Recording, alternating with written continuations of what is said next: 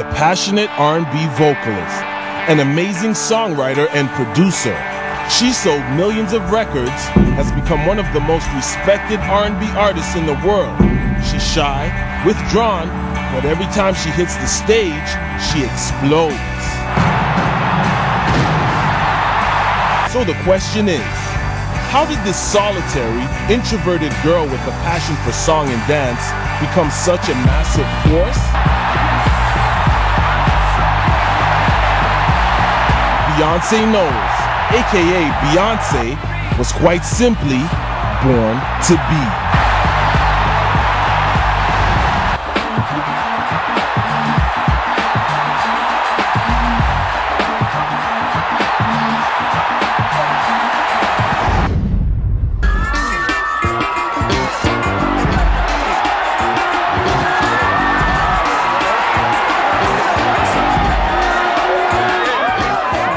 Beyonce Knowles is one of the biggest stars in pop music today. She has graced the top of the charts as both solo artist and frontwoman. Hit me! She has sold over 35 million records all over the world. Whoa, y'all. Break it down now. She has starred in Hollywood films. And she has done it all by the age of 25.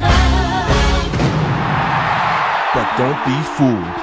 This is no overnight success story. It's the story of a shy young woman from middle-class Houston with dreams of becoming a world-famous R&B sensation.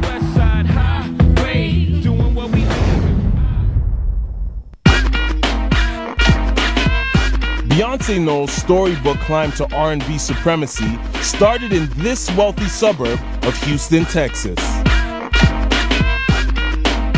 It was here that Beyonce first learned to sing, dance, perform, and sell her own special brand of song and dance divadom. The sense of empowerment and confidence Beyonce derived from the backyard sing-alongs helped her overcome her crippling shyness. Beyonce absolutely is shy. We laugh, we say this, Sasha is her name that comes out when she hits the stage. I like this! When she was young, she was extremely shy, but when she got on the stage, the very first time, Tina and I looked at each other and we couldn't believe that was our Beyonce out there.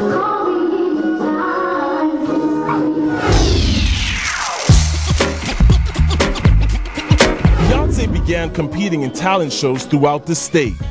And to everyone's surprise, the reserved young girl would turn into a song and dance dynamo every time she'd hit the stage. Beyonce was an undeniable force, and in 1989, she was invited to be a part of a local R&B group named Girls Time. The six-member crew also included an equally ambitious young girl from the other side of town named Kelly Rowland. Hi, Daryl. Kelly, of course you know. Beyonce and Kelly quickly became close friends. So close, in fact, that when Kelly's rehearsal schedule became too demanding for her mother, Beyonce invited Kelly to stay with her family for the summer. My mom was living in, and what happened was I was supposed to go there for a summer because we had a summer camp, and my mom's job needed her 24 hours a day, basically. So I went to go stay there for the summer, and a summer turned into 19 years. After a few years of slugging it out at weddings and shopping malls, the girls were finally given their first big break, an appearance on the popular talent program Star Search. Star Search was like the biggest thing in our lives when we were 10. We were like, oh my God, we're on Star Search. The young women poured their hearts into their performance, but their rap song proved too experimental for the judges. And we lost, so we thought we were dead. We thought life was over. But to Beyonce's father, Matthew, it was just the beginning. My father began managing us and began taping some of our shows and putting together packages and sending the labels. He even set up a summer camp in the family home for the girls to learn everything from vocalizing to choreography to stage presence to interview skills. He taught us mic techniques and how to give your all on the stage. Beyonce's father would have her run 1 mile in the morning while singing to build up the ability to sing and dance at the same time. Come on. Where you at? Come on. Hey. Between the ages of 0 and 9, you know, I had the opportunity to really be there with Beyonce all of the time. Everywhere you saw Matthew, you saw Beyonce. As we've gotten into the business, that becomes more challenging because I have to wear both hats. I need a soldier, and he's scared to stand up for me. I was very blessed to have a parent that actually gave up his career to become our manager. Y'all have to give our manager Matthew Knowles a lot of love. After months of the girls training hard and Matthew working even harder to get them a record deal, a small-time production company finally came knocking. We got signed to Elektra Records. We were 14, we moved to Atlanta.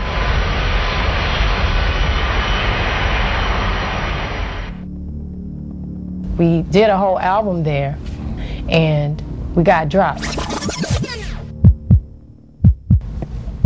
And then we really thought our life was over.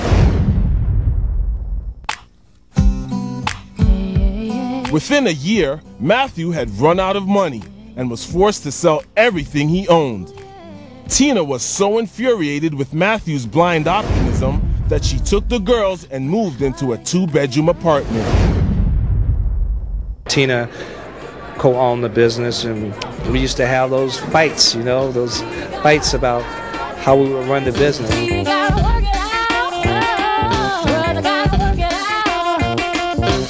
Matthew Knowles was down, but never counted himself out.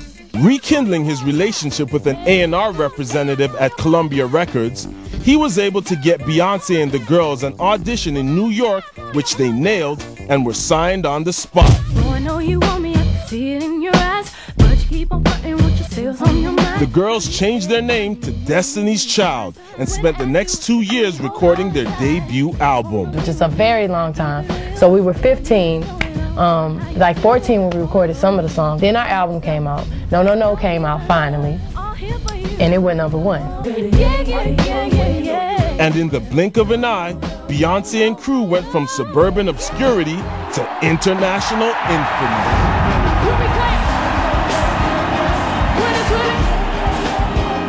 And that single would not go away. It was like people didn't want to move on to the next single. Radio didn't want to move on to the next single. They just stayed on No No No. So we were like, forget it. Let's just go do a whole new album. So that's what we did.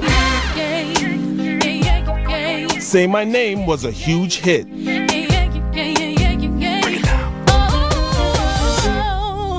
But a deep divide was plaguing the Destiny's Child camp. As the group's fame and fortune grew, LaToya Luckett and Latavia Robertson began to feel that Beyonce's father, Matthew, had become too controlling and greedy. In February 2000, the jilted duo requested that Matthew step down as the band's manager. When he refused, the girls notified Beyonce and Kelly that they were quitting the group.